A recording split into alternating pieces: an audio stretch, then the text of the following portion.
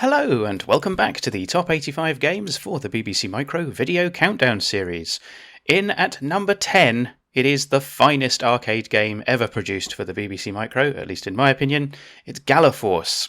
This was released in 1986 by Superior Software under a joint label with Acorn Soft, and it was developed by Kevin Edwards. Kevin, as we know, was responsible for the game Crazy Rider, which we reviewed earlier in this series, and indeed, like Crazy Rider, Kevin has been very generous in opening up the source code for Galaforce, which you can access freely through his GitHub, and it's a fascinating insight into the mechanics of how the game actually works, provided, of course, you are fluent in 6502 assembler. Now, Galaforce is a thoroughly original game for the Beeb. It drew some inspiration from games like Galaga, but it is not a clone. It is its own game in its own right, and I think that it's very fitting that for the very best arcade game for the Beeb is indeed an original Beeb game. There was a sequel to Galaforce. It came out in 1988, Galaforce 2, Aliens Revenge, although it didn't come out as a standalone release. That one was released as part of a Play It Again Sam 6 compilation. And indeed, in 2003, another game, Galaforce Worlds, followed on in the Galaforce series. But in this review, we are going to be looking at the original and best Galaforce, and we're going to take a look at it right now. All right, let's start it up. Here we are, Galaforce, written by Kevin Edwards. Now we've got a bit of a storyline here about the background to the game, and then some descriptions of exactly how the aliens attack you in different zones and different formations. Now, learning the formations of Galaforce is key to being able to actually succeed at the game. So there's plenty of information here which we're going to just skip through and get to the controls. So we've got ZX, asterisk and question mark, a sort of standard Beeb control set there with return for fire. And press space to start.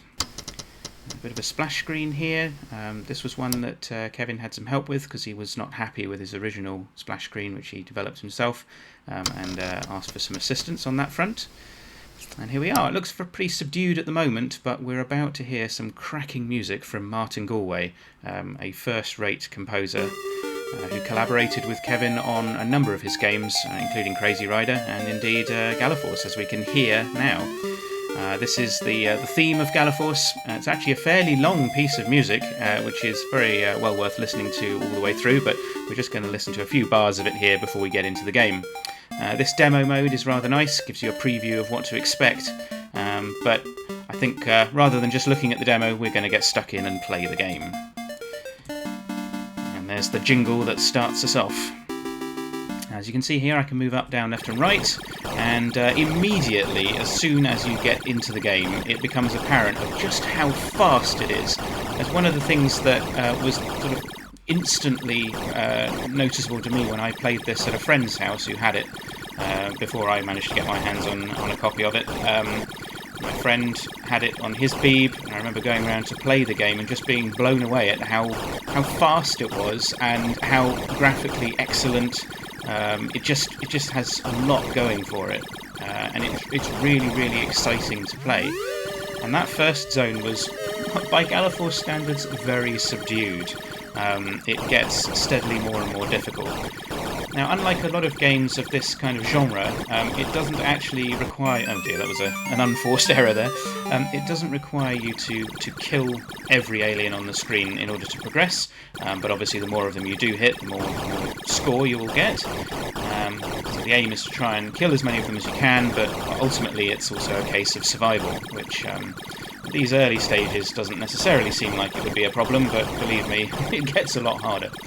Now, these are the first of our spawning aliens, so those ones that were on the left and right, sort of jiggling around from left to right, they actually spawn other aliens. If you're quick enough, as I was there, to knock them out, then you can save yourself a world of pain. But now we've got spawning aliens all over the screen, and this is where being able to move up, down, as well as left and right is particularly helpful. Oh dear, that was a bit of a collision there. The best thing to try and do is to knock out the aliens that are responsible for the spawning as quickly as possible, which are those pink ones there. I haven't done a very good job of getting them, but as soon as you get rid of them, it reduces the number of aliens on the screen. But yes, at this point we are... Okay, I think we've got rid of all of the pink ones, so now I think it does expect you to get rid of those that have spawned.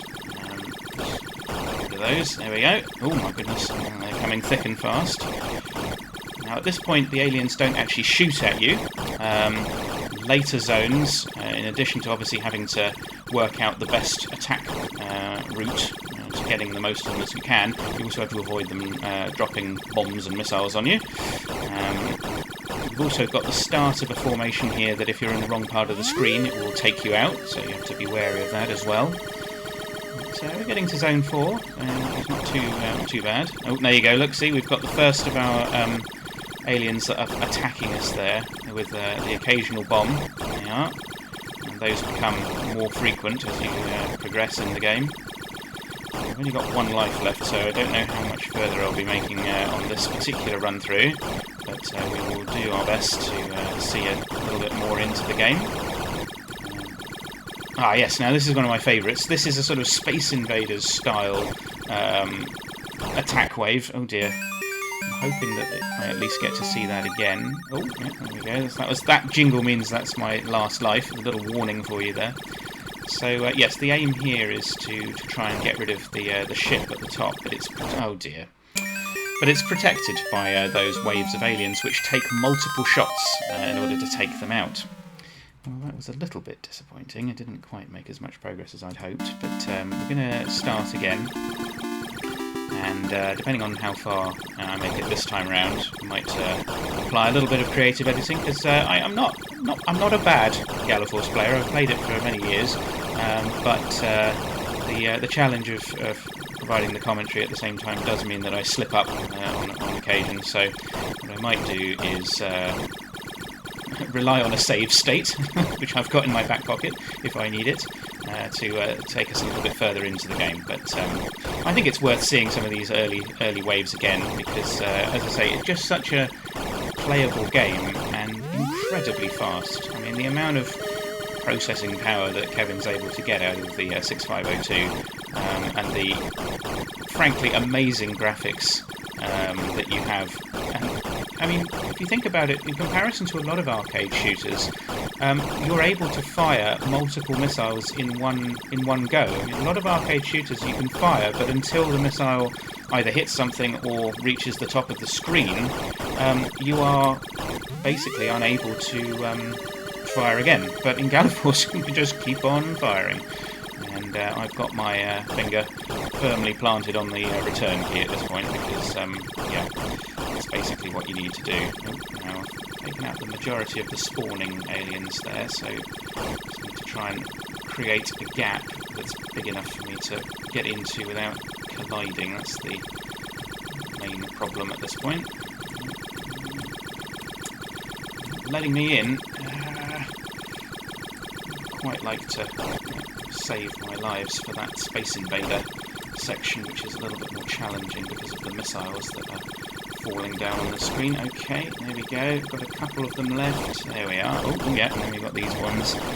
Kind of look a little bit like fuel dumps from Rocket Raid, these guys. There we go. And now we don't want to get in their way too far onto one side of the screen, otherwise they'll dive bomb into you, which you definitely don't want. There we go. This is a good position to take them out. And into zone 4. So not too bad. Okay. These little guys. Oh, yeah. That's amazing. I mean, look at the... You just have to stop and think how much is going on the screen, and how fast it's moving as well. I mean, I said earlier that the source code is available, so in theory you can answer the question, how does he do it? But I must admit my 6502 is not up to the sort of grade of the Mark Moxons and others out there who are far better at deciphering it than I am. So I have ways to go, I'm afraid, in my 6502 journey before I'd be able to really unpick how this game works. But we have made it to the Space Invader section. So, I mean, the real tactic here is to get in as many shots as you can, because... oh dear. That was a bomb. I didn't even notice that bomb on the screen. Now, let's see if we can take out at least a few of these on the end. There we go. There's an awful lot of bombs going on at this point, because even these protective aliens, they're also into the bombing technique, so you have to try and avoid any stray missiles that are dropping down there. But yeah, as I say, obviously the more of these guys you take out, the better chance you have of landing a few shots on that character at the top of the screen who looks suspiciously like me. Sort of evil twin going on there. That's last life siren, as you heard. So if we don't make it, then we might have to load up a save state, but let's just see how much further we can get on this last remaining. Oh my goodness. It's frenetic, isn't it?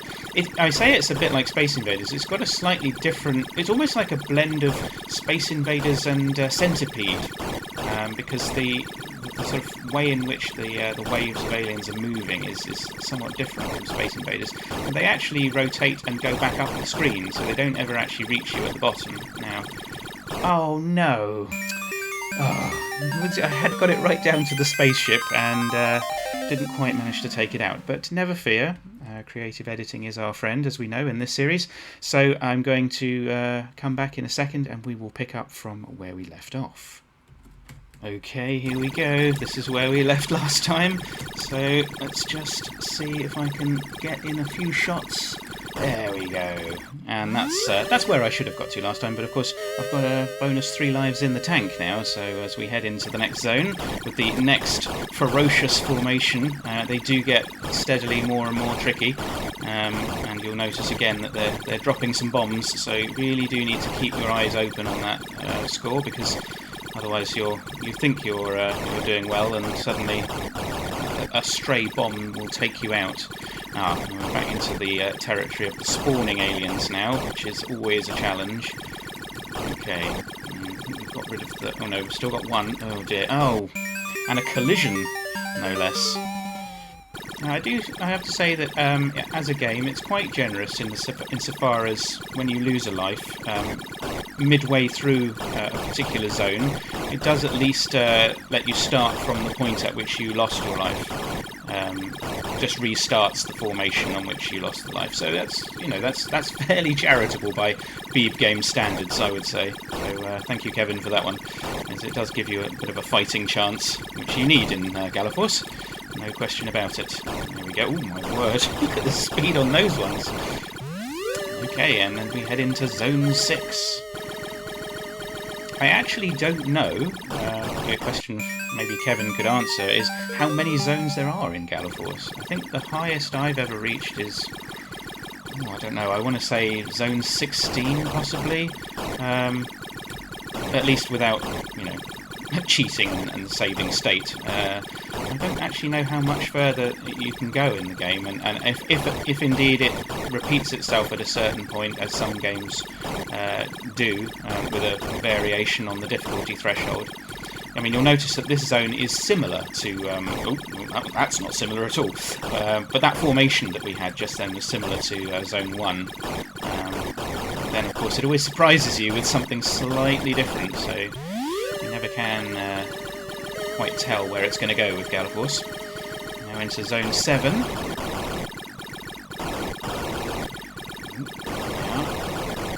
You'll notice the level indicator at the bottom left there is a set of flags. It sort of works in a sort of tally system, so you've got 5 and then 2, or two singles telling you that you're on Zone 8. Now you go, got 5 and 3 singles now for Zone 8.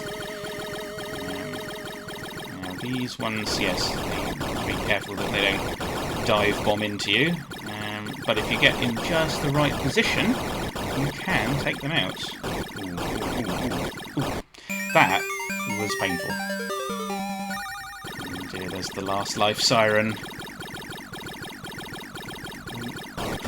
There we go. Let's try and keep it together. There we go, there's the fuel depots flying overhead. I know they're not fuel depots, it's just kind of what they look like. And now another Space Invader style phase. So it's my favourite, but it's also one of the hardest to get through, as amply demonstrated. Oh dear. Well, I think we might once again apply the creative editing, and I might just skip past that section and pick up from the zone that comes directly after it. So, stay tuned, we'll be right back. Okay, this might feel rather similar to where we picked up from the last creative edit, but as you can see, that was the end of Zone 8, and we are now heading into Zone 9. Further into... Oh my goodness, it's starting off with one of these. Oh, I didn't quite position myself well enough there to... Okay, now, there's a bit of a gap there. There we go. I've noticed that, just an observation of myself playing Galaforce, that I never let go of the return key even when I'm not actually shooting at anything. It's doing it again. This is largely nerves, because I know that if I were to try and be selective about my firing, that I'd probably end up taking myself out. But yeah, the game does that to you, really. Thankfully, there are no bonus points available for accuracy, so you can basically just hammer away at the fire button, and certainly no constraints around ammo. It just keeps on refueling, I suppose. Oh dear, that was a bit of a tricky one there. Zone 9 proving to be quite the challenge. The best thing to do with these ones, actually, is if you can get a few shots in early on with those pink ones, it makes life a lot simpler. The added challenge now is that, in addition to there being a lot of aliens on the screen, they also fire at you. So, like so. So you do have to really pay attention. Now, if I can just take out those pink ones straight off, that would really make things a lot easier. Oh no, I've missed it. Oh, and there's another one now. Oh, goodness me. Now, viewers of the channel will know that I frequently make allusions to food when it comes to BBC Micro game villains. Tell me if you are familiar with the snack Pom Bear, which is a potato chip that looks like a teddy bear. Do you not think that those green ones look an awful lot like Pom Bears? I think they do. Maybe it's just me. Okay, well that's game over once again, so I'm going to have to once again make a little bit of an edit, and I will see you again shortly. Alright, we're heading into Zone 10. Oh my... well, that was not a very great start to heading into Zone 10 there, but you can see already how much more of a challenge these zones start to become. Now, I'm going to be a bit cowardly here and just sort of hide over in the corner and try and take them out from the side, because it's very difficult. If you stay in the centre of the screen, you almost certainly get raspberried. Yes, I think they look a little bit like raspberries. Okay. Oh my word. Oh, that was terrible. Threw myself into the oncoming path. Oh dear. Right, let's see if that's going to... at least, yes. Okay. There we go. Oh, well, there you go. Into Zone 11. Yeah, felt like quite a short zone, Zone 10. Good grief. Just, the speed is so ridiculous. And it's... I mean, it's sort of two things at once. It's a sense of freneticism about how fast everything is, but also it's sort of just an appreciation of, wow, it's so clever as a game to have that much action going on. Well, that was quite a short little preview there of zones 10 and 11, but we'll be right back. Okay, now this level is, as you know, quite ridiculous when it comes to the speed, but I felt like I couldn't really skip past it without trying again, because it's just so much fun. It's mental, but it is fun. Especially this snake formation that you see going on here is, well, I'm not going to go as far as saying it's impossible, because it's not impossible, but it is extremely difficult. You essentially need to follow the formation as it arrives on the screen and sort of try and break it so that it then becomes a little bit more gappy, so that you've got an attempt to try and break into it. Oh dear, last life again. So we're going to try that one more time. See if we can break the formation. Not a great attempt there. I've definitely done better before. if you get the timing just right, you can sort of break it and destroy it as you move from left to right, but I definitely didn't manage to do that on that attempt. Now I think what I might do is skip a little bit further forward into the game, and we will see some of the later zones, because it's well worth seeing how the game develops as you progress. So bear with me, I'll be right back. Okay, Zone 16. As I was saying earlier, I don't actually know how many phases there are, or zones, in Galaforce, but this is certainly quite far into the game by my standards. Obviously very happy to hear from others, perhaps some of you who are participants in the high score challenge that happens on the Startup forums. Maybe some of you have played Galaforce and got a bit further into it, but as I say, I think Zone 16 is not too bad as progress goes. We'll see how much progress I can make here. Now, by comparison to some of the earlier zones as well, you do actually have to take out all of the bad guys in some of these. Oh no. Dear oh dear. Yes, well that wasn't particularly good. Let's try that one again. Alright, we're a little bit further into the zone and this guy is going berserk. There we go. Oh, and it's Space Invader time again. So let's see whether we can get past this particular challenge. Because I think this is the end of the zone in which we're in, Zone 16.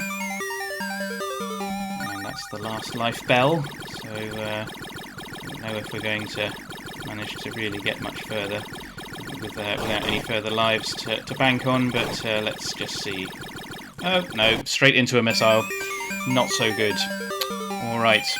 Well, we're going to do one more creative edit because I do want to just show what happens in the game once you clear Zone 16. So, one moment please. Okay, end of the Space Invaders level. Just need to get a few good shots in on this guy, my evil twin at the top of the screen. And we're out of here. Woohoo! Nice little jingle there for Zone 17 as we enter into Saturn, which I feel looks quite similar to what we saw in Zone 1, but obviously with the addition now of the bad guys are firing missiles at us. I'm so fairly sure that these space hopper types are coming further down the screen. I might be wrong, but it looks like they can actually now stomp on you. There we go. Just get into a good position and avoid being shot. That's the main thing. There we are. So yes, there we go, Zone 18 now. It's not bad at all. Well, just congratulating myself on progress made. As I said earlier, perhaps there are others out there who would consider getting this far into the game. No challenge at all. But yeah, certainly for me, I would have been proud to get this far into it when I was playing it in my friend's bedroom all those years ago. I would have felt, yeah, I would have felt like I was quite the Galaforce expert.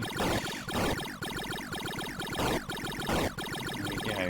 Yes, these ones are a lot harder now that you've got to deal with missiles. Oh dear. Oh, that feels like it was not the best ending, but there you are. That's well. No, come on. Let's try Saturn at least one more time. I think we need to give Saturn another shot because well, it's just so exciting. So let's try that again. There we go.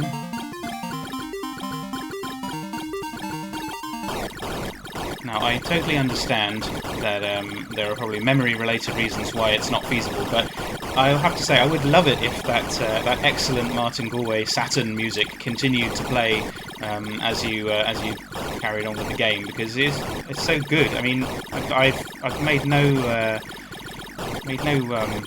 hiding of the fact that I love Martin Galway's Beeb music. It's so good. And, I'm so glad that he collaborated with Kevin, who is one of my favourite games developers for the Beeb, because yeah, the two in combination just, well, they produce an excellent game like this one that we're looking at now.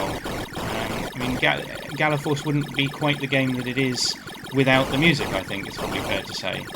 It just adds that extra little bit of spice to it. Even so, when you lose a life like I just did, the jingle is just, yeah, it's lovely. observant ones among you will probably have noticed, if not before now, that that's actually a jingle that I've borrowed for my channel trailer. Well, we didn't make a lot more progress into Saturn there, unfortunately, but at least we got to hear the Saturn jingle one more time. So I think I am going to leave it there for this review of Galaforce, which has come in at number 10 in the final top 10 of this video countdown series. I am sure that everyone who's been watching along with me, if you've not played it before even, would agree that it is thoroughly deserving of its spot. As I said at the start, it's the best arcade game on the Beeb in my opinion. I love it and can easily play it for many hours. So there we are, that was Galaforce. Hope you've enjoyed this review, and I hope you'll join me for the next video in the series, number 9, which will hopefully be coming soon. But until then, goodbye.